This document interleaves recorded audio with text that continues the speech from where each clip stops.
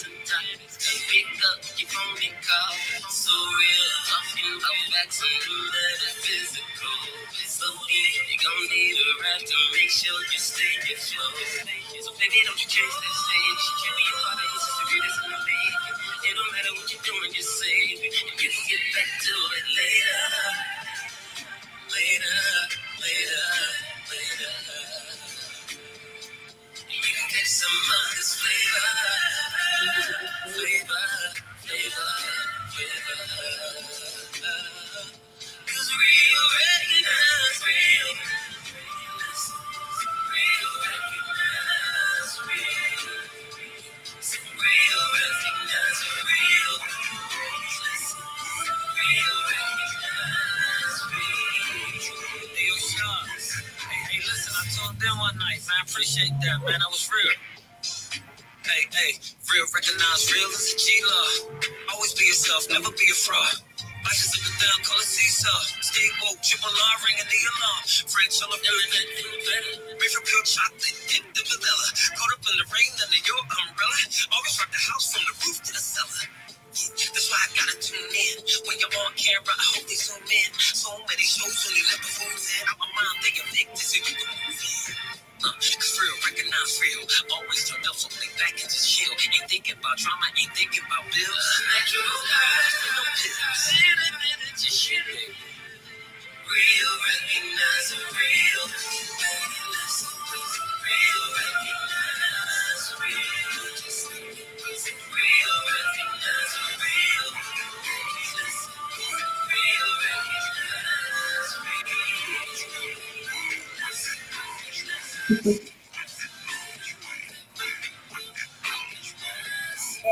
Hey, real recognize real. Yes, yes. Yeah, right? Real recognize real.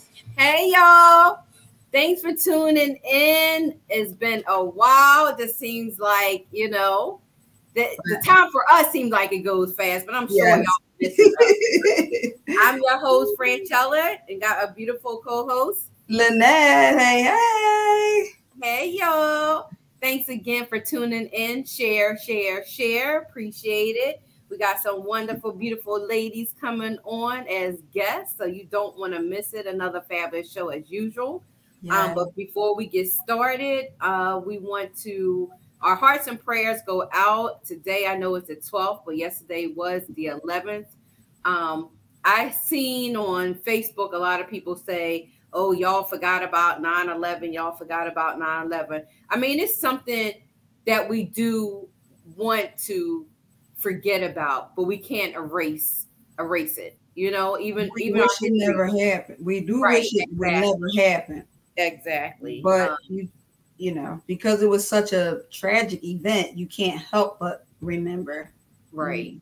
We definitely remember. It's just something that you don't want to talk about. I mean, it's devastating to us who had to watch it, and for all those who've lost someone during that time. So our hearts and prayers go out to all those that were lost, lives that were lost on a 9/11. Yes. So we just want to mention that.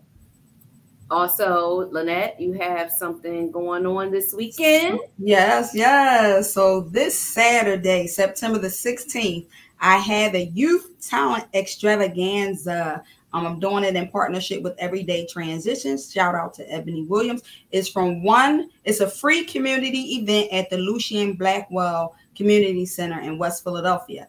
It is from 1 to 3:30. So if you have talent, know any youth that has talent that wants to be a part of the talent show, they have an opportunity to win prizes. So get at me at I'm about to say RRR talk radio at learnnpc1@gmail.com. Send an email to learnnpc1@gmail.com if you are a youth or you know a youth that has talent that wants to be a part of the talent show. So it could be rap, singing, dancing, acting, modeling, fashion, you name it. Whatever their talent is, we're ready to showcase it. So it's September 16th, 1 to 3:30.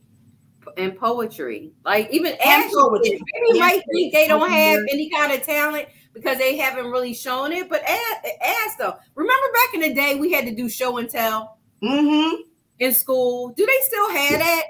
Probably. Well, now they just bring your parent to work or something like that. Bring your parent to school, and then you tell what they do, like that type of thing. Oh, that's super corny. I know. It takes out the creativity.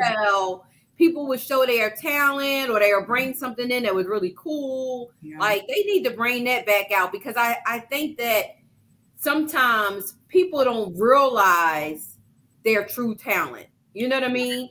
And then they do something and they be like, oh, wow, I was good at that. Or they see the reaction. It's so true. That's me with acting.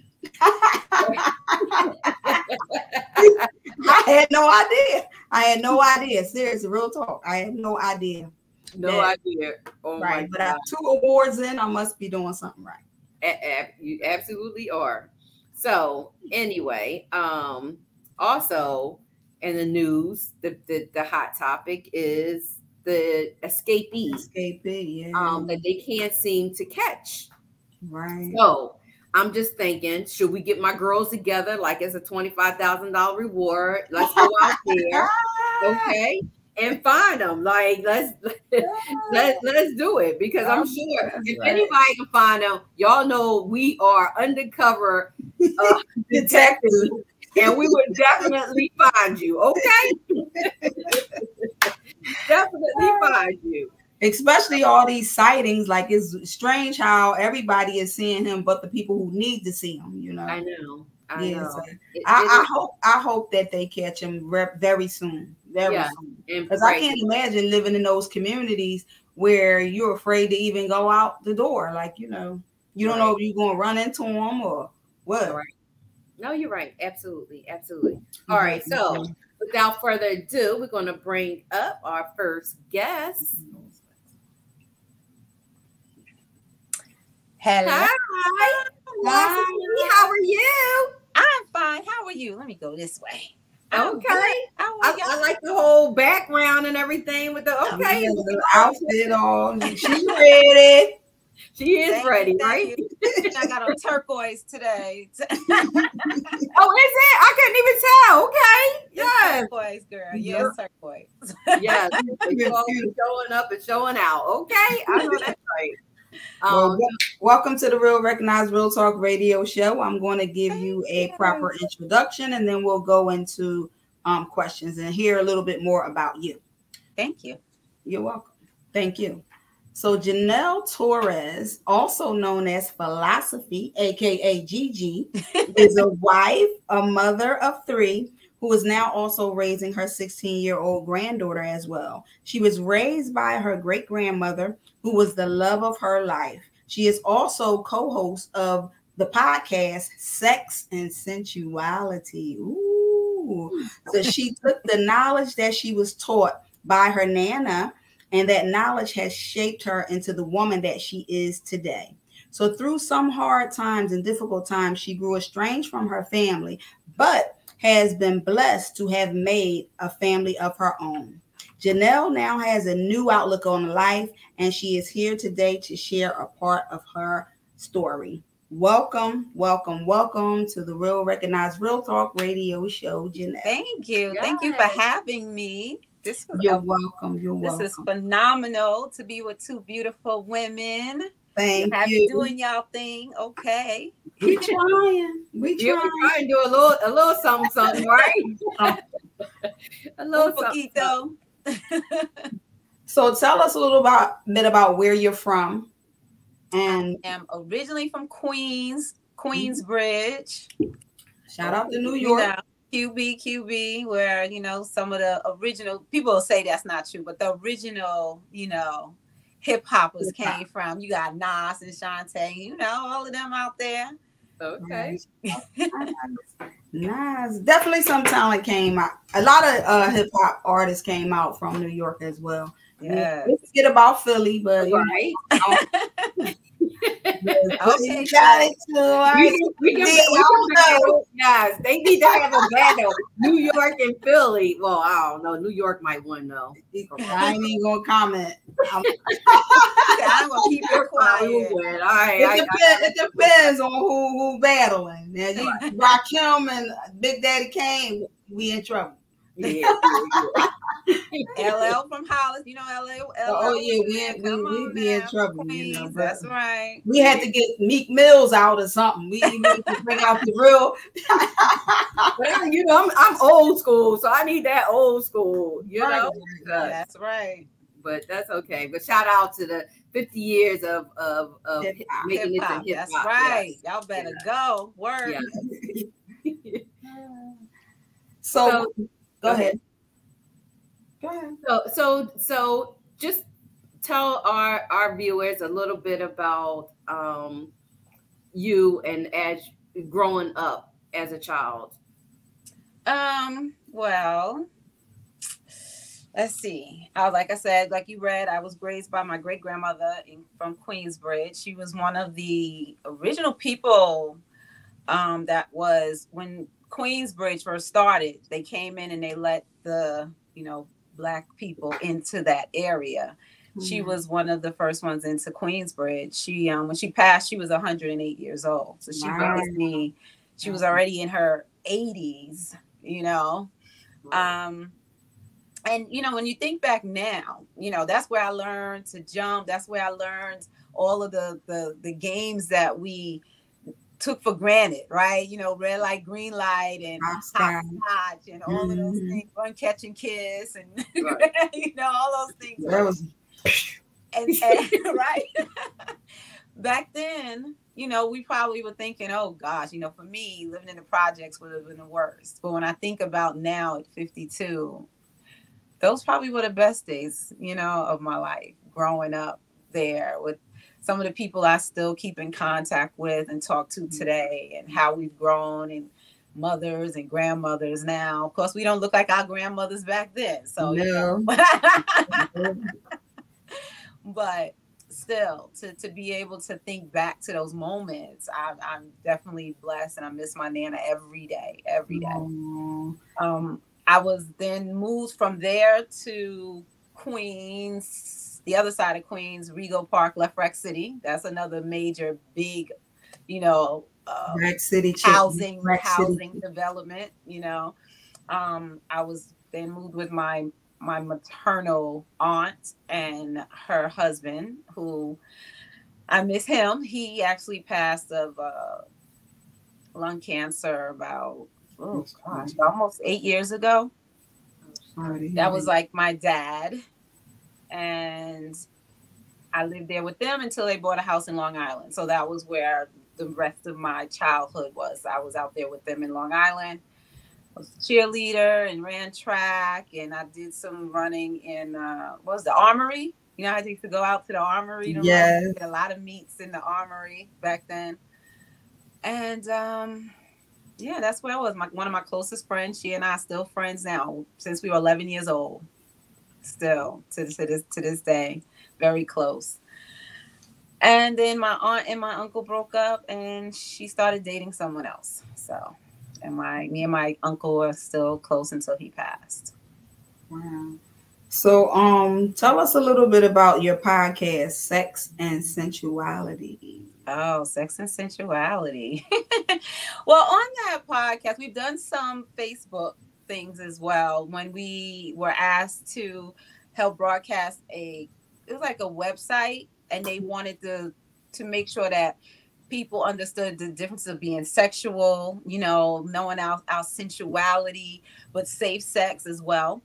And they wanted us to speak on those specific things. So we had some topics, and when we were doing some of the topics for them, we would get on here, and when it was about dressing sexy, we dressed sexy, just to show we didn't have to wear negligee all the time.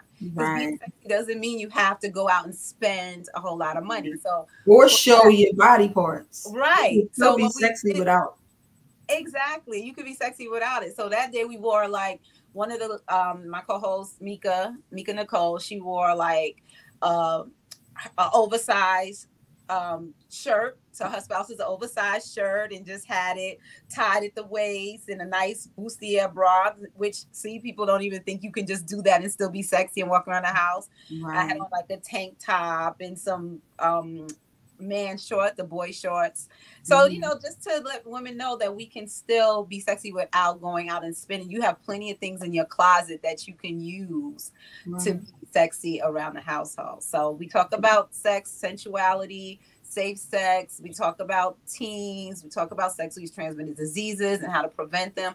We give a lot of information. It's not just about sex and having sex, though we do talk about that. Why not? It's a hot subject. Yeah, we do. We know we'll talk about that as well. You know, different positions, different things that, you know, how to keep the spice in your relationship, especially if you've been married for a long time. How to date, how to do little secret things in the movie theaters, in your car. I mean, we talk about it all. There's no hold bars on that show. I know that's right. We've even talked about polygamy. We've had somebody that got on, because sometimes we go live and people jump on and tell their stories while we're on live, and threesome. So we've had people jump on and be like, girl, yeah, that was one of my things. And we're like, okay, please do tell. Exactly. Inquiring minds want to know. Exactly. So we make it fun, but definitely informative. Right. It's not an easy subject to talk about with teens. Yeah. You know, like I have godchildren. And I talked to my goddaughter earlier on. She's in her 30s now, but earlier on, I talked to her about good touch, bad touch. I talked to my godsons too about good touch, bad touch. You know, tell. You know what I mean? Yes, like, tell. And it's a shame that it's hard to talk about. It's a topic that needs to be talked about, but it's not. Say that again. I said all the time. Right. It's a topic that needs to be talked about, but you just don't know how to approach it sometimes, you know? Yeah. And so with that being said, yes, Gigi, yes, tell us about your situation and how you dealt with it and how you're feeling today about what happened. So Lynette made a great point. You know, one of the things that's hard for children is speaking about their sexual abuse. It is a topic that a lot of people don't even want to hear about. Like, there's a app that I go on, and we are live in conversation. You don't see each other, but every chance I get, because depending on whatever their topics are, I always bring this back, because it always seems to go that way. But as soon as I bring it up, it's like, oh, there she go.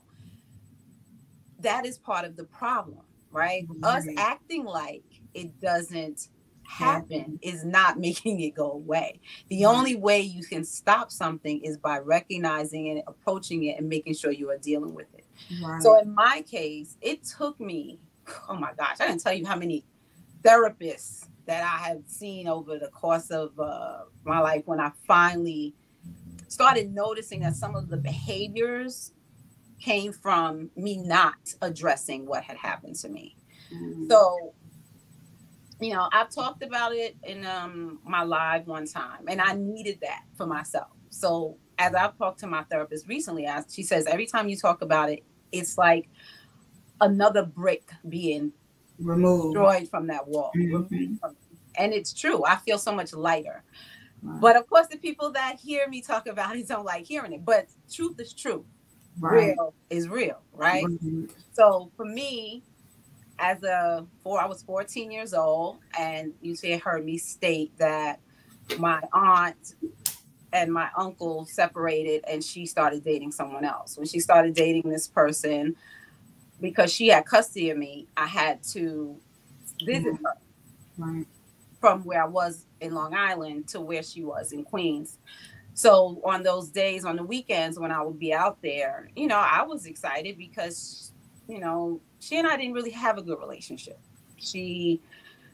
I still to this day don't really understand what it was. As I'm older now, I'm thinking it was because she maybe felt that she got thrown having to take care of somebody else's child, her sister's child. You know what I'm saying? And not really wanting to do that. So she and I didn't have a good relationship. She was really mean. I always tell people that I felt like I was Cinderella. I was treated. I was abused. Now that I'm older, I know that it was abuse. But when she started dating this person, she changed. She started, I don't know, I guess she was happy. Maybe her relationship with my uncle, she wasn't. And I guess she took it out on me. I don't know. But I could say she started becoming happy. She started taking me out. We started doing things together, things that we hadn't done ever. Wow. And when this man that she started dating, the first time he inappropriately touched me was after an event that we all were at. So he had daughters that are the same age as me. They're triplets. And we were all together. We all came back home to that apartment that they were in. It was late. She went out and I was still there, fell asleep in a chair. As you hear me say, I have insomnia. It wasn't just something that just happened. I do have a hard time sleeping. So while everybody else was asleep, I was watching TV in the chair, wrapped up in a blanket, and I guess I eventually fell asleep. When I woke up, I was in his lap. The blanket was gone, and he was between my legs and under my shirt. I didn't know what to do. I was literally frozen in time until something finally just told me, just move. Maybe if you move, he'll stop. And when I coughed and moved, he did. And just like picked me up, and I kind of rolled off onto the floor. I grabbed the blanket, got on the floor with the other girls, and just wrapped myself in it and just stayed there. I could see him like through the blanket doing stuff from the kitchen to the room, took out the garbage, came back. And all I did was cry. You know, he came over one time and I just and you know, even to today, I still cover myself all the way with my blanket. Wow. There's just certain things that you don't realize that you adopt in trauma, right? And that's one of the things. I literally, my granddaughter come in, she said, Dita, I didn't even know you were in the bed. Like, I'm still that way. It's like a way to protect myself. I wasn't like that before that incident because I had to think back when I was with my Nana. I wasn't that way. So that event, even till today, still has me where I feel sheltered. I need to be in a cocoon to protect myself. The next morning, everybody got up. I could hear them getting up. And they were like, "What?" I could hear the triplets and them saying, "What's wrong with Gigi?" Like each one of them going in the bathroom and doing their thing. And I wouldn't move until finally it was my turn. And I literally just, when they kept on, "Get up, get up, get up," I finally ran in the bathroom and just stayed in the shower and just cried until they kept saying, "We gotta go. What's going on?" It was a very horrific time for me. He did attempt other time around Christmas, touched me, coming up behind me while I was playing with my little cousin. And then what made it worse was the times when I had to go back to Long Island and I would want to leave on Sunday, but my aunt would say, "No, you can wait till Monday," because he has to go take the train out there anyway for a job. And I would have to leave with him on Monday mornings, and he would hold my hand and rubbing me and up on me. And as I'm thinking now, again, it's like when we see these type of things, I'm thinking in my head, did adults not see or think that this was strange, that a young 14-year-old girl with this man holding her hand, or did they think that this was normal, right? That this was my father or somebody of authority, not knowing that this was someone who was a predator, abusing and using this time, extra time, as a way to keep me in that space. After that event, another time I was there, my aunt we do bowling is in our blood, I guess you would say. And she was always leaving. And this one time, I never asked her. I kept begging. She was like, "I gotta go. I'll be back. I have a meeting." And I cried and begged. And she was like, "Why are you acting like that? You never want to go with me." And I was like, please, I'll be good. I'll sit still. And she was, I'll just be back. I'll be back. When she left, I was sitting in the room and he was there. I could feel him. And when she left, and he was like, I'm sorry. I won't do this again. I know I have a problem. I promise if you don't say anything, I'll never do it again. But of course, that was a lie because, like I said, he started doing other things, coming up behind me. For Christmas, he bought a necklace with my name on it. This is when the plates came. And I remember my aunt said, oh, you know, you got a present, this one. I want you to give you this one. They always gave presents the day before. One gift you got to pick from out of the tree. And I went to pick another one, but she's like, no, I want you to take this one. And I was like, okay. When I opened it, that's what it was. And she said, you know who got this for you? I was like, you? She was like, no, it was Mickey. He got it for you. Oh. Then again, I didn't want nothing from him. And now that I'm older, and this is something that I advocate for, I understand that was grooming, right? The way that you consistently give gifts and try to be around someone, keep them close to you. The worst part of that is my whole family, when it finally came out from my school, because one day I just literally, I broke at school in Long Island. I broke. And I told you I was a cheerleader, I was a track, I was an honor society, I was a straight A student, all of those things. And I broke. And that day, the nurse was like, what's wrong? And I told the principal, vice principal, I told everybody what had happened. But from that day forward, my life would never be the same. Right. No one believed me. I made it up. Never, my story, even today, and anybody that's listening will say, I never changed from anything I've said when I was 14 years old. Wow. Not one time. And so to me, it's not a story. No. To me, it's not a story that you even want to make up. Thank you. Right. No, absolutely. But, you know, unfortunately, especially back then, it was taboo.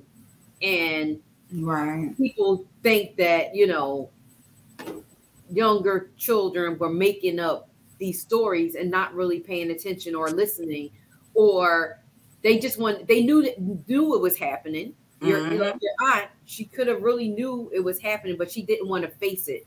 She didn't know how to face it. And so she took it out on you instead of embracing you. And because you just mentioned, right, that her whole demeanor changed when she had this new boyfriend after your uncle passed. After they broke up. They had broke up. Well, after they broke up. Okay. After they broke up, her whole demeanor changed, where she was so happy that she finally had somebody that she was happy with. And you wasn't going to mess that up for her. Exactly. That's all was in her head, you know, which is sad. First of all, we want to say from the Real Recognized Real Talk radio show that we are truly sorry that you even had to go through such trauma. We don't wish that on our worst enemy, to have to go through something like that. And to see you today, and I'm sure it still have, you, like you say, you still put the blanket over your head, you still have some after effects. That's going to be longevity. It's not going to change.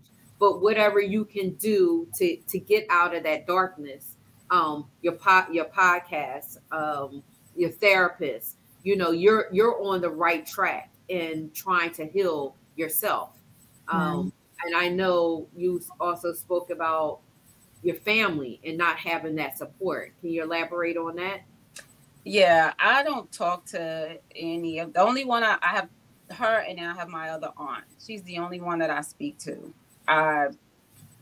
You know, including the woman that gave birth to me, right? And I always reference her just that way because she didn't raise me. But even in the midst of that, when she finally got clean, because that's why I was with my great grandmother, and she got clean when I was in my late teens.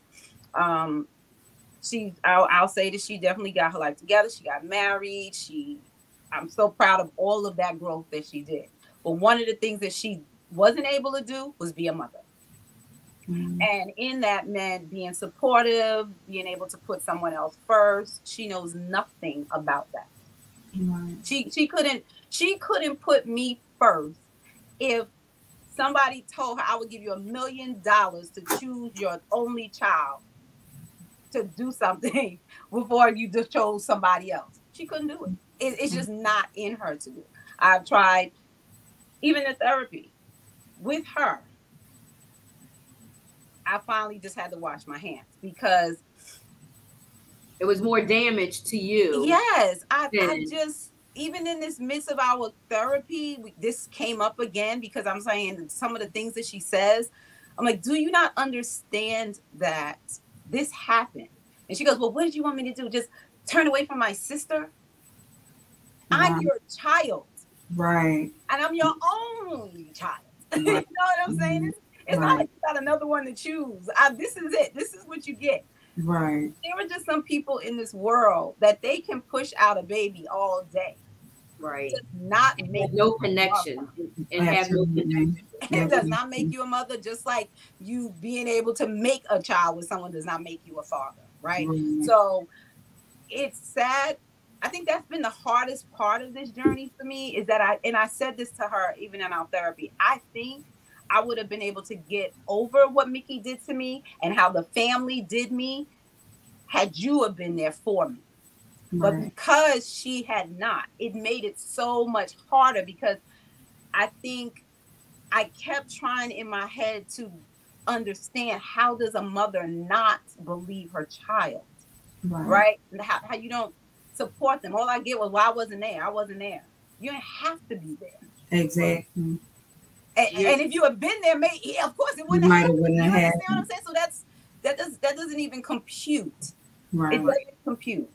And so you know, I know and I hear still the hurt in your voice regardless, because you know you only get one mother. And no, I had two, and I'm grateful for that because Nana is the person that gave me everything. Well, you only get one biological mother. Yeah. Let me correct that because like you said, it doesn't make you a mother because you birthed it, but you only get one biological. And thank God that your Nana stepped up and she did her part in raising you, and she instilled those values in you.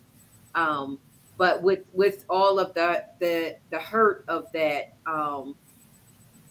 unfortunately, you do have to let it go, even though, you know, I'm sure you are letting it go. Oh, I've let it go.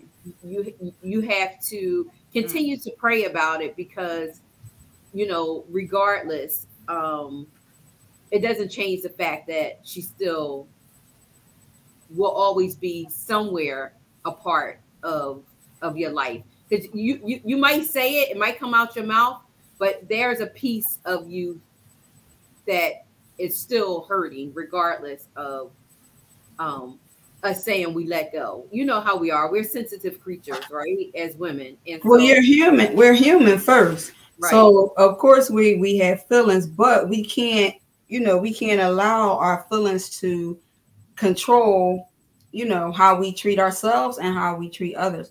But I just want to jump in, and sorry, Franchella. Yes, okay. But I just want to jump in because I get what you mean in terms of a lot of times, you know, people are mother, father, whatever, you know, the title is, but sometimes they don't have, some mothers and fathers don't have the capacity to love you like they should all the time. Now, it's easy when you're raised in a household where your mother and father did do the right things, but there are way too many who don't always do the right things. Sometimes it's mental health issues. Sometimes it's drug addiction. Sometimes it's the mental health that leads to the drug addiction. Yeah.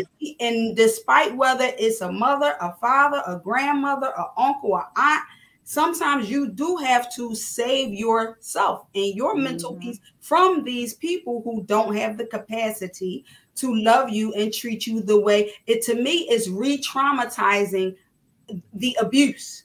And that part right there.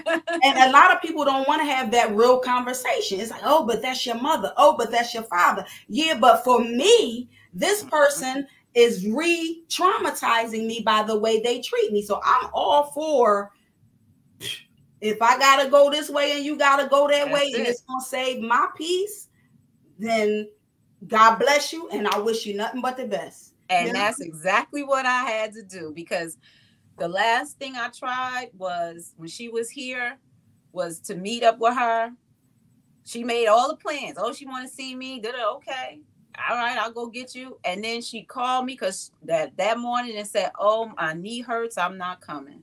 But she had been up here because she lives upstate New York. So she had been, I should say, down here for over a week, visiting other people. And then when it was time for me to go pick her up, oh, my knee hurt. I'm sorry, I ain't gonna be able to come. Right. And then that was it for. And you know, my spouse was like so upset. I know you heard. I said, no, I can't even explain to you that all I remember was me, that little girl at 5 in the window of my mother's house, hearing that thing. So, you know, eventually that's all you hear. Exactly. I was numb. There was nothing left. I didn't have anger for her. And I get your knee was hurting, but all you had to do was come down and get in my car. Nobody was telling you to run around the block. Nobody was saying we got to take a train to Manhattan.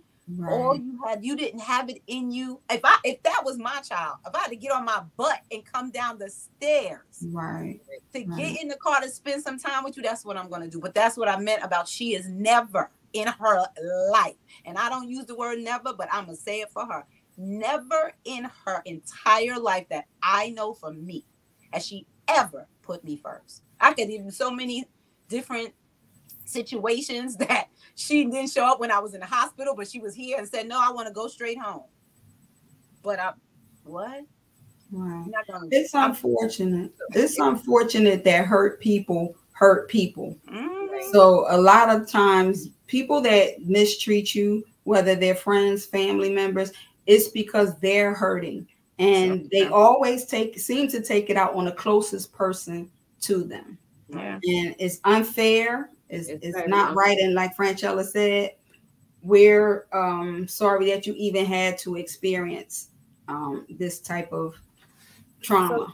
So I'm glad that you are pushing through and pushing forward and not repeating the cycle with your own children. Right. Absolutely. Because some hurt people. So you also have to be cognizant of, you know, your children and how you treat them, and let that be a lesson of what not to do. You know what I mean? So so anyway. So can you before we wrap this up? I see our lovely divas in the waiting room. Can you what words of encouragement would you give someone, a young person who might be out there right now experiencing the same type of trauma? And also, what advice can you give a child to avoid, maybe, I don't know how you can, but to avoid that type of trauma? I would tell them to just speak up. And I know that that's hard. I know in your head you're thinking, because I know for me, I didn't tell initially because she was finally liking me. She was finally doing stuff with me. And I didn't want to lose that. I think that's the part that still hurts me, though I can't stand that woman today. That little part of me as a child is what I remember the most, right? And I would tell you that you matter. And no matter what anyone else say, that is your story in your life, and you can speak up for you. The day I went to the police station last year, I went and filed a case against him. Though it wasn't going to go anywhere, it is on record. So if he ever gets pulled over, it will come up. Right. But I did that and I cried because all I saw was me walking little Gigi into that police station, which is what should have happened years ago. So know that the person who is there with you and for you, speak to your cousin, speak to speak to a friend, speak to a counselor, speak to your teacher, tell someone and let them be the one that holds your hand and walks you through that path because it will make a difference. Absolutely. Thank you so much for being and telling your story. You're welcome. We appreciate it. Can you tell everybody where they can find you, your podcast, or? Yes, you can. We are gearing up for the rest of our season, which is Sex and Sensuality, the podcast, which is on all the media. So you have on Apple Music and Spotify and all the ones that you listen to on your music. I also do some lives on Facebook and Instagram, which is under Janelle Gigi Torres and Janelle Philosophy Torres as well. All right. Thank you so much. Thank you so much for joining us. Thank you. I really appreciate it. Thank you so much. I'm sure you done healed somebody today, or it's somebody your message and feeling encouraged. So thank you. Thank you. Thank you for having me, ladies. You're welcome. God bless you and continue healing. Yes. Thank you. God bless. All right. Bye-bye. Okay. Let's bring up the divas. Hey. Hey, what's Kim. Up? What's up, ladies? Hey, Kim. Hey. Well, Foxy's camera's turned off, so I'm not going to bring her up until I see her on the camera. I'm not sure. Foxy, we know you, Foxy girl. Turn that camera on. There she go. He was having a little difficulty Hey, y'all. Good evening. What's look up? like I'm happy to be here. Yeah, stop acting all you're not at work right now. Talking about good evening. Good evening. Let the hair down. How y'all doing? Y'all good? Pretty good. We're good. So can you hear me? Because I have to get on my phone. Huh? Can you hear me? Because I had to get on my phone. I don't know what's going on. Oh, I was trying to get in, but I couldn't see y'all. So. Oh, okay. On the laptop. No worries. Yeah, we can hear you. Yeah, we can see you and we can hear you. Okay. It happens. It happens. Kim got her full name. What you doing, Kim? What's that all in the background? Oh, that's my vision boards. Hey. Oh, okay. My vision boards, honey. I know that's right. Yes. Tell us a little bit about what it says. What's some of the words? Vision boards? Yeah. Okay. This one is from 2019. This one is very special. That was the year I went through my divorce.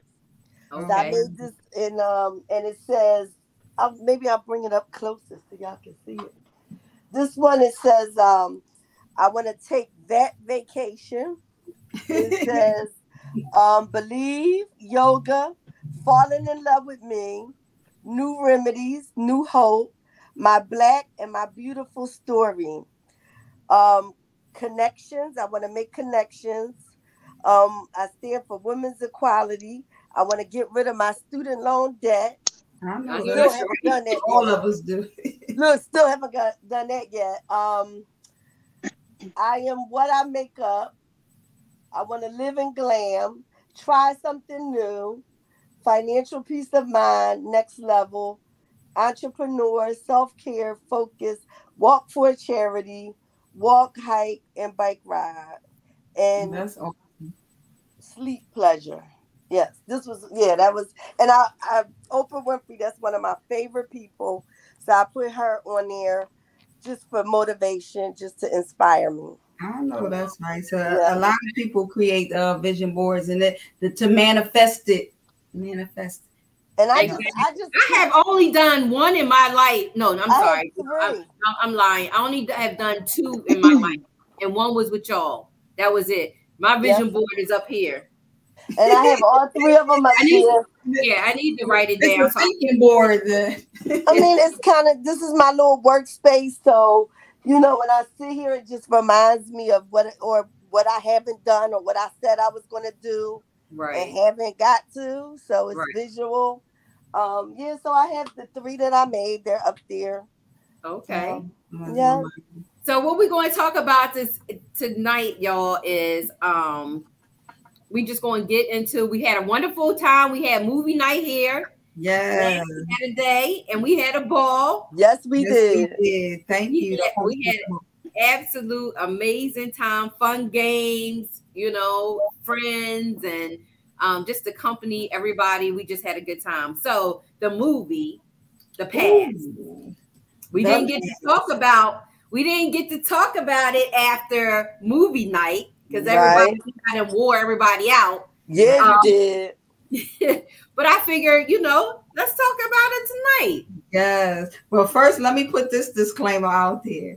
Okay. Franchella's married, Kim is married, and Foxy's married too. So the opinions that I'm single. So the opinions that y'all going to hear are from 3 married women and a single woman. So now let's get started. So, would anybody ever give their husband a pass? Why and why? Yes, why or why not? Well, let me say something. Would I do it? No, people Huh? Don't tell what? The movie. I don't care. This is spoiler alert. Spoiler, whatever. But if you haven't seen the movie, you need to shut it off. Right. Yeah, there you go. That's what Foxy said. If you have it, and they come back and hear what we gotta say. We're gonna slip up. But it's Candy Burrows, right? Her and her husband Todd. They directed and I guess executive producers of the movie The Pass. Now here's the thing. I have known personally people who have given the pass in married life, marriages. Wow. And I have seen them fail because of that as well. So you can give a pass because you're saying, okay, it's not like cheating because I'm getting permission, right? To go and do my thing because maybe, you want to. You want to try something new, something fresh. But what happens is you fall in love with that freshness, right? Because let's say this. In the beginning of all relationships, even our first boyfriends, right? Okay, Foxy like to even our first boyfriends, we had that feeling of, like as soon as they touch you, it's like, oh, you have that excitement, that real, what is it called when they touch you and you feel like that goosebumps or what? Not, I guess, like goosebumps or whatever. So in the beginning, right? And then you get used to each other. Not that you don't care about them anymore or love them anymore, but that original, now, feeling, nobody in front, that original feeling that you had in the very beginning of your relationship, you don't have no more. I don't think that's true. But you know why sometimes those sparks that you had in the very beginning, after years and years and years of being with the person, it changes. But not, you know why sometimes? Right. Because y'all don't yet have a history with each other. Absolutely. So nothing happened yet. Right. Right. So it's like, okay, you are. So you mean to tell me you're in a relationship for like, say, 10 plus years, and at times you don't get that little, he look good over there. You get that little quiver, that little hair behind your neck stands up and like, he look good. Y'all don't get that? Oh, absolutely, I do. Oh, okay, so that's still. But that's not what they're saying. That's not what I'm. Yeah, that's not. I just know in my first marriage with my first boyfriend, and that whole feeling that I felt in the very beginning, I didn't feel that towards the end. And that feeling that you're talking about, it usually lasts about 18 months. Yes, it does. About 18 months. But with that being said, I don't know if that still constitutes the pass. The pass is totally different. Right. You're giving them I wouldn't be able to do that. But don't you think that's why people are giving each other the pass, is because they are looking for that spark that they don't have anymore? Like I'm new every day. Put a wig on, change it up, switch it up, whatever you got to be new every day. But you have to be open in the bedroom and in your relationship to try different things to keep that spark. If you're not willing to do that, and the only thing you can do is allow your husband, or I should say your mate, be with someone else, I mean, you might as well just have an open relationship, because I think feelings will get involved. And not for nothing, I know with me, like if I'm going to let you have a piece of this cookie, there's going to be feelings involved. Like it's not going to be just okay. You could just right. take it or touch it or do whatever, and I can move on. Like as humans, it's going to be some type of feeling, and then you see that person, even though it was supposed to be a stranger, you may see that person again or whatever, and you're like, ooh, let me try it again. And then they sneaking to do it. Then at that point, they sneaking to do it. You know what I mean? But then if you sneak and do it, that's the fun of it. You're like, ooh, let me just step out real quick. Let me do this. And then you start, oh, well, they don't know. And then next thing you know, somebody slips up or whatever. And it just causes issues. So I don't know. I'm not equipped to handle that. Like if you want to step out, you might as well step out and keep on stepping. Right. So you better figure it out. Yeah. Make it spicy. We better figure something out. Right. I think to each his own. However, I don't want to kiss somebody's lips that I know that kiss somebody else's lips. Or I don't want you to penetrate me and I know you penetrate somebody else. Like I just don't. That's nasty to me. But and my thing is, I'd rather you sneak, because if I give you a pass, it's easy, right? No, I mean, if I give you a pass, right? I know I'm going to look at you sideways when you come back, because I know you just went and did something, and that to me it creates an argument. Even though will be like, you gave me a pass, but no. See, I can't. But see, I think if you do give somebody a pass, you shouldn't know when it happens. But regardless, because in your mind you're going to want to ask. Yeah, I believe in a union of marriage, and I believe that it is godly ordained, and I believe that there is no room for us to even question going outside of this godly institution that He has made for us to be together. Period. Right. Period. Exactly. But it's happening. I mean, it's real. It's real. It's happening. I mean, you have swingers. We got swinger houses and all kinds of But swinger houses, that's totally different. That's not a pass. So y'all just doing it together, doing it with multiple people maybe at one time, or maybe just doing it with someone else, or you have your husband or your significant other just watching, because that turns you on. Like that's a whole nother animal, because I know of a couple that, and I believe get down like we that. Got to get to the root of it, and the root of it is nowadays is not even about love. People aren't in relationships for love. People are in relationships for money, for business. They come together. Like we could use Candy and Ty, for example, the people that made the movie, right? Yep. They live their life like sexual. That. Everything is about sexual. It's they do threesomes. They've even been talked about the Tiny and Tip. They're friends with them, and they all do all this stuff together, and that's just how they get down, right? So when you get to a financial status, hey, people feel like they made it, so they can do whatever. They're going to create their own rules and their life. I don't think it's right. Social media got us all crazy. I'm not partaking in it. It ain't right. And I'm just old school. I believe one person, y'all supposed to love each other till death do us part. Right now, I'm not married. However, this is my my second relationship. I was divorced. Okay. This time around, like the person that I with, I want us to grow old together, right?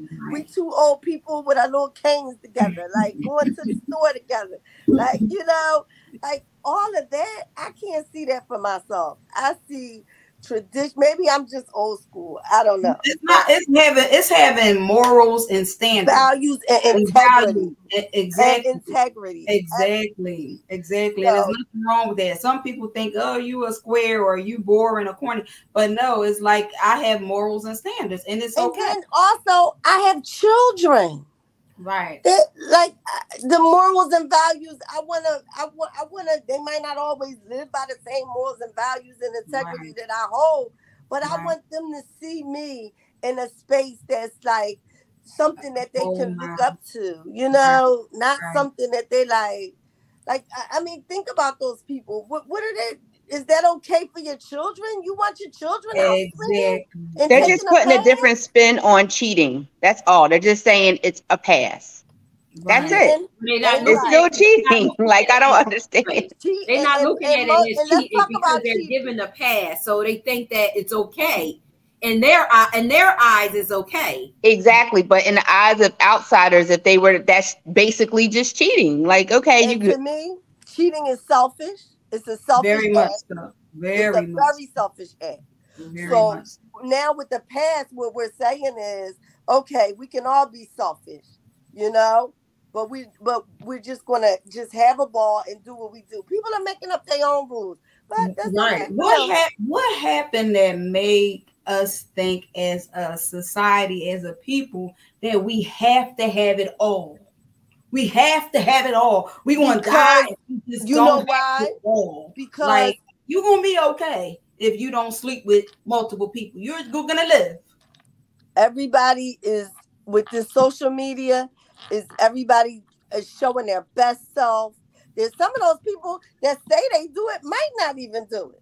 They might just be presenting it to people as they do it. You know, it's where we are today. It's crazy. You look at me and you don't know what I do, and that's what you ain't supposed to know. You have some people that live together, or they was married and they can't really afford, I guess, to get a divorce, so they continue to stay married, but then they have separate relationships.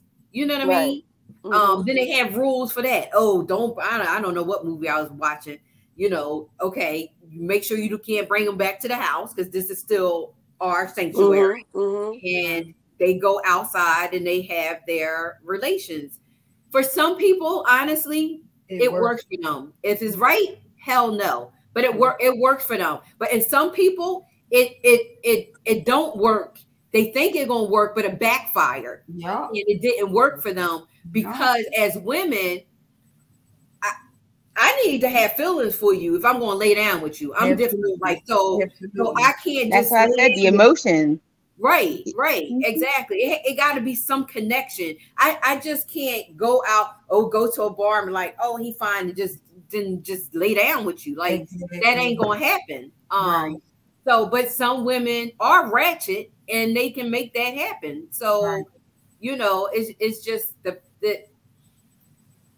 I just think some of them, they want to try it. And the people that I'm talking about too, the marriage fell exactly the way the pass. It fell. Because that's not how God intended. God don't bless no mess. Right. Exactly. And I don't think you can fix your marriage outside of it. Huh? I don't think you can fix your marriage outside of your marriage. Because you have to still wonder. Like I said, there's no way I'm like, oh, Tony, you got to pass. And I don't care. I'm not supposed to know. Like Foxy just said, she ain't supposed to know. Right? We ain't supposed to know. Brother, I'm going to be a million. Every time he walk through that damn door, I'm going to have a damn attitude. Well, see, this is the thing. This is the thing. It's so funny that this is the topic for us tonight, because yesterday we were talking about the movie because something popped up on, my phone, and I was just like, I was like, babe, I said, oh, you want to pass? And he was like, pass? And I was like, the movie? He was like, what? I said, don't even think about it because it's not even going to happen. I said, I would hurt somebody. I said, we need to not be together if you want to go ahead and do whatever you want to do. And I said, I know you couldn't handle it if I went out there and did something. I said, please. Right. I said, come on now. I said, we're not even that, like that. But I just wanted to see his reaction. Right. It's definitely a double standard, though, with men and women. It is. Oh, absolutely. Absolutely. So, they think they could just do whatever and be like, oh, we're supposed to be all right with it. But then if we do something, they be like, oh, wait a minute. You're supposed to be mine. But Nah. Right. And then if you ever, and then you know how we are, right? That's why I said we can find that dude that escaped from prison, because we undercover detectives, yo. So we be all over because we know, like, well, who was she? You want to see now? You want to know? So we know where she lived, where she worked, who her mama is, who her friends are. We probably befriended her on Instagram, Snapchat, Facebook, whatever. sending her darn DMs. One black woman is just too much work. Why would you even want to complicate your life with multiple black women? Like, they may not do that. No, we are melting pot over here in America. They may go anywhere. Like, Shoot. why would you do that to yourself? Well, and you know, and then you hear, so this is, I guess, off topic, you know, where they're saying that we are too much work, you know, and that's why they changed. It is okay. They changed. But I don't think it's women in general. I don't think it's black women. I think it's how we wire. We're wired different. But you know, we got the, you know. Well, no, black women are wired much different than white women. That's I agree. We got this right here. And listen here. Not for nothing. My husband, he knew I was a bit much when he came into a relationship with me, because after a divorce, I knew my worth and I wasn't going to settle for anything else. So like, I voiced my opinion. He's more quiet, and it's kind of scary, but he's more quiet. So not for nothing. Yeah, we are a bit much, but rightfully so. Shoot, sometimes we need to be. We know our worth, so we're going to be loud. If we get quiet, then you know that's when they get scared, because you never know what we're going to do. And that's what it is. I just don't understand how a man would need multiples of that. You can't. How can you? It's hard to handle one. Like, how do you even like? You know, I mean, they're not as connected emotionally, right? They have more than one wife, right? Yeah. In a Muslim relationship, they have more than one wife, where they're supposed to treat. But they're also submissive. I was just about to say that. I was just about to say that. Right. Well, we're supposed to be, as Christians, we're supposed to be submissive as well, right, honey? And we are to a certain extent. We are not. Like, I'll let you lead. If I'll let you lead me. God is working with me with that. You ever seen the first lady grab the microphone and be like, "No, boo"? All the first ladies like, "No, baby, I'll follow you." But if you're not capable, you can't tell me nothing. No, absolutely. But I mean, the thing of it is it's happening. Trust me, it's happening. And you know, you don't want it to happen at all. I'm not going to give you permission to happen to make it happen. But if you're going to do it, you're going to have to sneak, because it will create so many issues and problems. Like I said, well, that's going to create a problem if you sneak. So no, that too. But if you don't find out, you don't find out, right? So what you don't know can't hurt you. Is it supposed to be? I'm not saying that. I'm just playing devil's advocate here. I'm just saying that in my case, you better just go and sneak and do it, because it's going to be hell. I'm not giving you a pass to sneak. Oh no, not at all, Tony. He's on here too. He all on here. You know, hubby don't play that Foxy. He's saying all this, that LOL and that. I already know he don't play. So, that's right. He and Foxy talk to them, you know. So he on here. He can come. You can come downstairs, Tony, if you want to chime in on this. Like, but I'm just saying. Can Francella get a pass? Look, that better not even come out of her mouth. Can I get you like what? Some ice cream, a drink? No, she get a pass to go on another trip. That's the only pass she gets. She get a bus pass. She get a pass to go on another trip. That's about it. I just have one question, because all three of y'all are divorced. So I have a friend. I have a friend who is going through a divorce, and I talked to her yesterday, and she's struggling with it, because I think people are in her ear talking about God don't like divorce, and God, you know, like she feels like she's done something wrong. And I was trying to convince her. I was never married, but you know, I do know a little bit about relationship. So I was saying, God does, in the Bible, God does give you a reason for outs, like adultery, and you know, there's reasons to get divorced. So I was saying, don't beat yourself up, because it happens. Well, let me tell you this. So please share and I hope she's watching. Please share with something with her to let her know it happens. And it's not the end of the world. And it's not the end of the world. So go ahead. My ex-husband and I, we were a part of a mega church for 20 years. And there were some issues that happened the last 3 years of our marriage, and he kind of just changed into a different individual. And being a woman of God, being in the church, I kept praying. I fasted. I did it all. I sat down with my bishop. I did all the praying. I did everything. But one night I laid on that couch, and God said to me that ain't nowhere in that Bible it says that you're supposed to be mistreated. Nowhere in that book does it say that.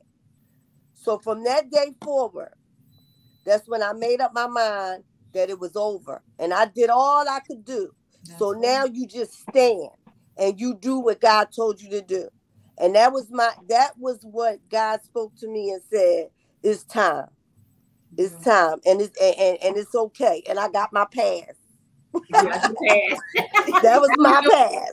That was right. That was my pass to keep it moving.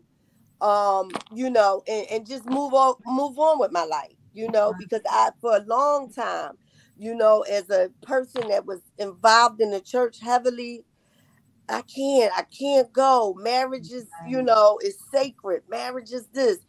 Yes, it's supposed to be, right. But if he's not honoring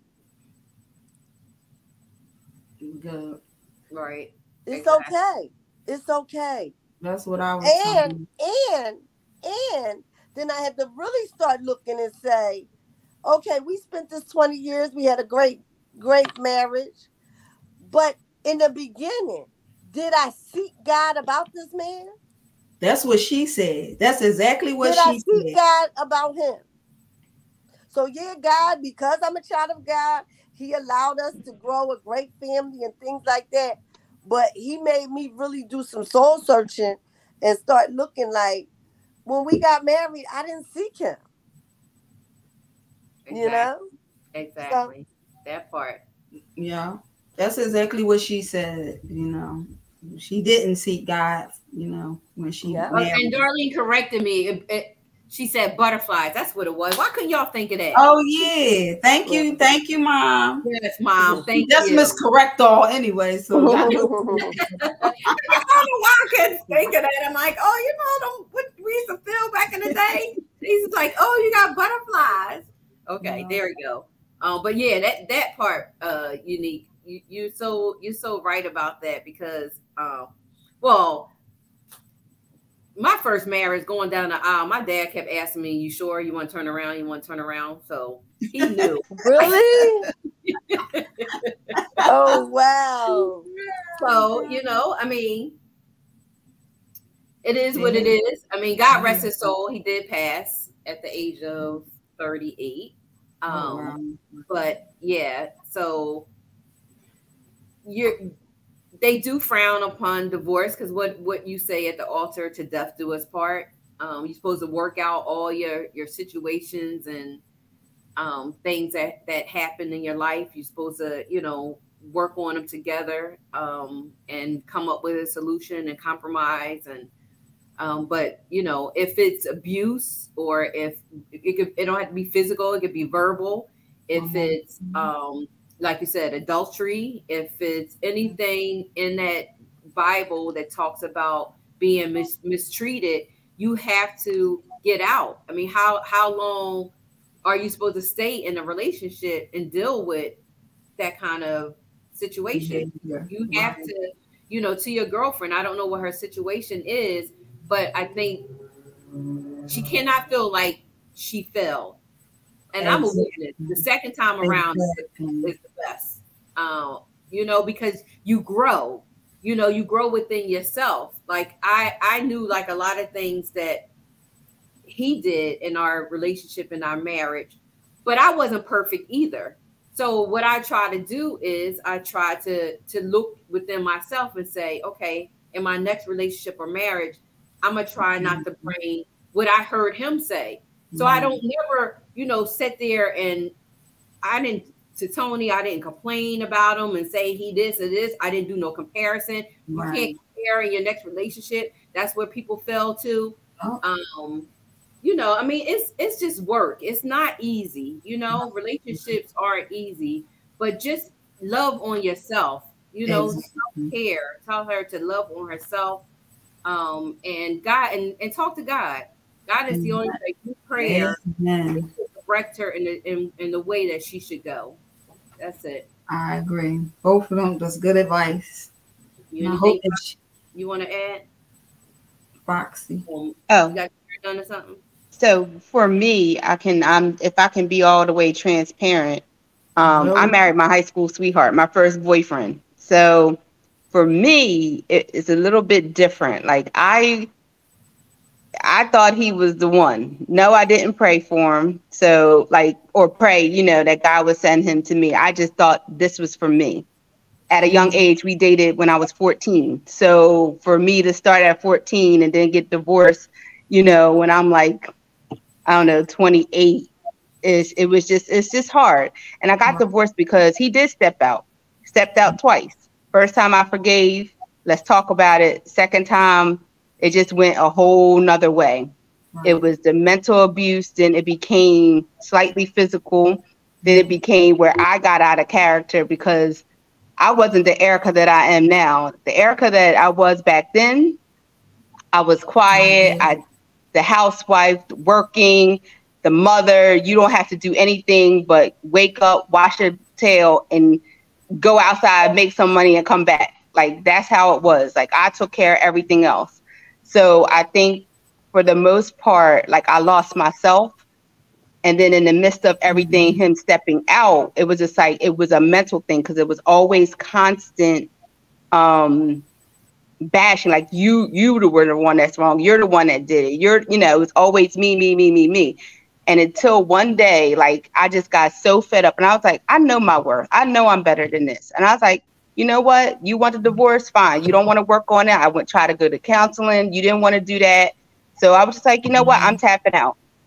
Like, I even tried to, really get in and pray about it. And I thought I was doing that wrong. And I was just like, you know what? I'm done. I can't have my son see this. I can't be like this. It was affecting, my friendships. It was affecting, with my mother and my sister. They were ready to, to be on the first 48 and whatnot. So it's just like, once I knew my worth and once I knew I could do it by myself, because I was always with him. Like, it was always me, like, first apartment, first home built. Like, it was me and him, ride or die, me and him. So once I knew that I was able to stand on my own, be my own woman, like, be that the head of the household and take care of my child by myself without his help, financially, everything. Once I knew I could do that, then that's when, things started going well for me. I really, started praying to God that, I need your help. I need your help. And then once my second husband came into my life, we're total opposites.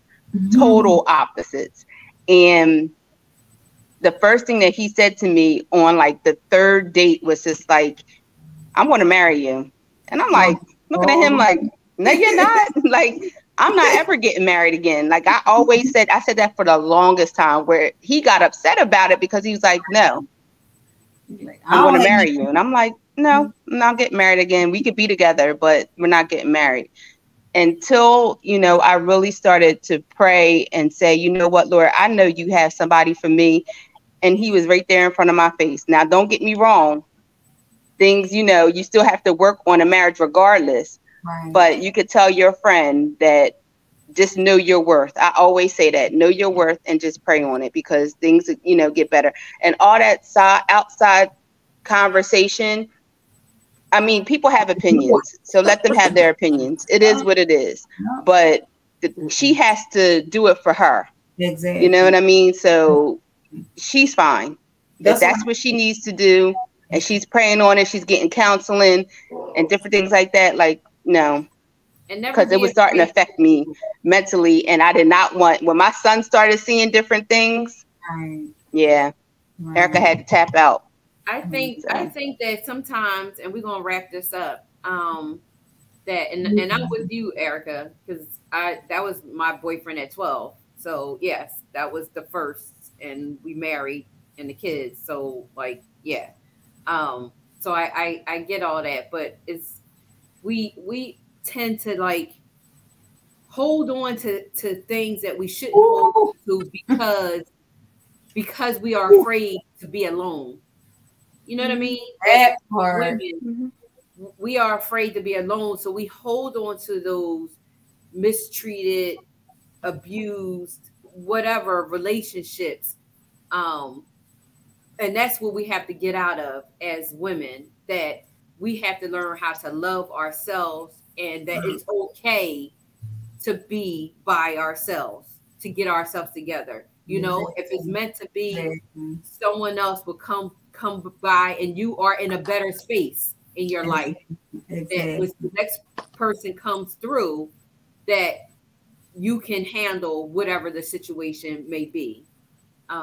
Exactly.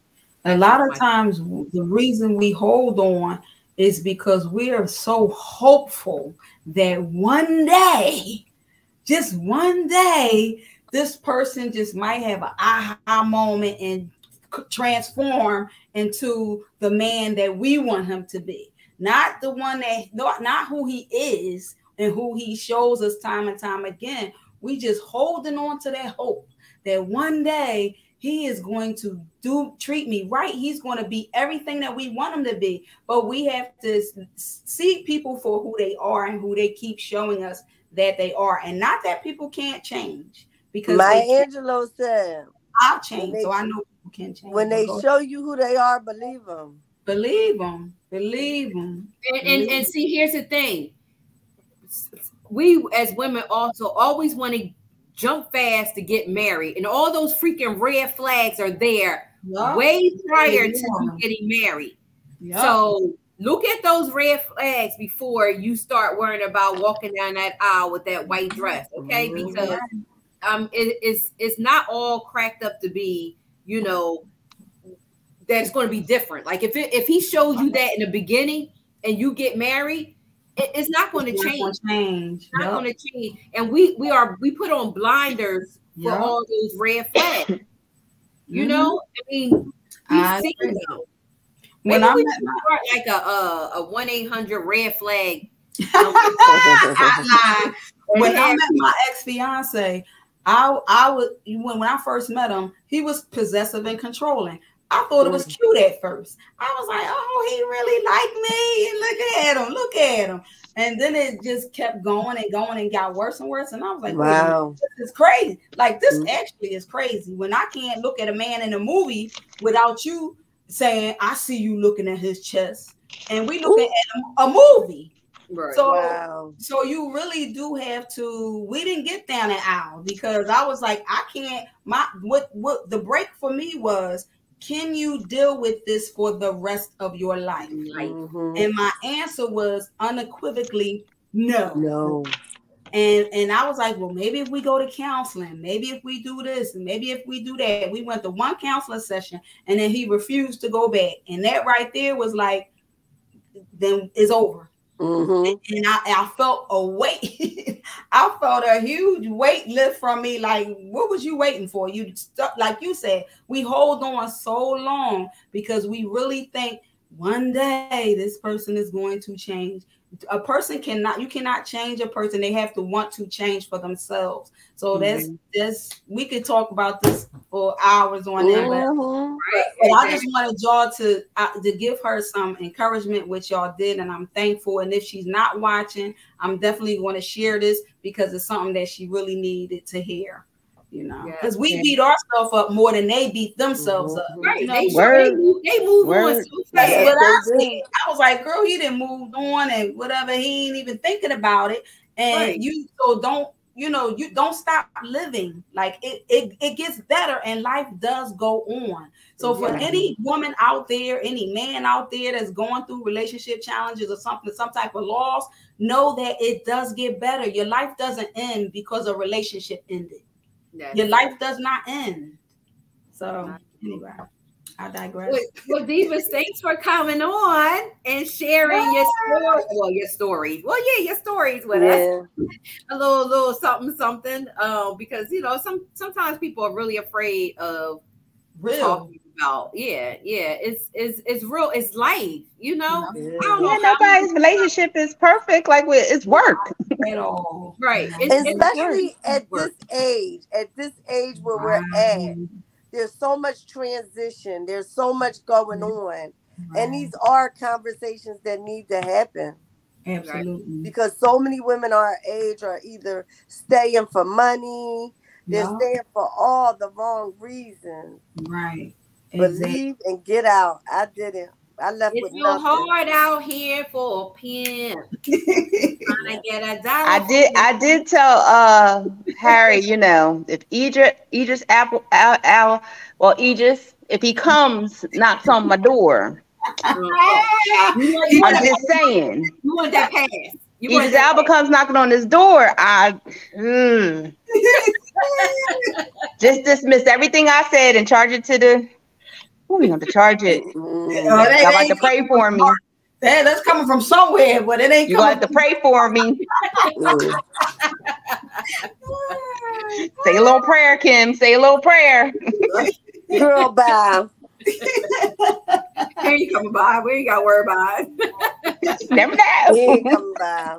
I mean, we might run into him, but that's cheating. That's a form of cheating. Right there. Get that out your head. Erase it. I'm just teasing. I would never. I would never. I would never. I had that happen to me. I would never, ever. Honestly, some people will look at that as a form of thinking of someone fantasy. Else. Yeah. I would never. Oh, Tony talking about Foxy, charge it to what? I don't know. Charge it to the head, charge it to the heart. I don't know. Just charge it. I don't know.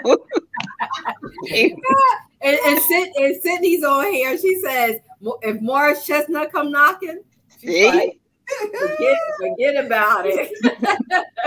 I think it's always my star crush. And I don't have one now, but back in the day, my star crush was LL Cool J. But now I don't see him like that at all. Like that, it's just like you grew out of it. I had an opportunity because he was in the neighborhood. He was signing autographs. I was in line. I chickened out. I let my sister-in-law take my place and take my kids inside of there to get the autograph. Yup, because I don't know. I don't know what it was. Nervous. He made you nervous. I don't know because Tony, you should be lucky if you're listening because LL probably would have wanted to marry me if I went in. So I didn't go in. I stayed out. But yeah, we all have those celebrity crushes. It is what. No, I just had to make light of the situation. We was getting deep. Yeah, you know who you are. I gotta make a joke or something. We gotta lighten it up. Yeah, exactly. Look at Kim's face. She look like you already Kim? Like, I'm not even engaging in this conversation. I know. Kim's like, she's in her therapist mode. Like, no, that's just not right. It's not right.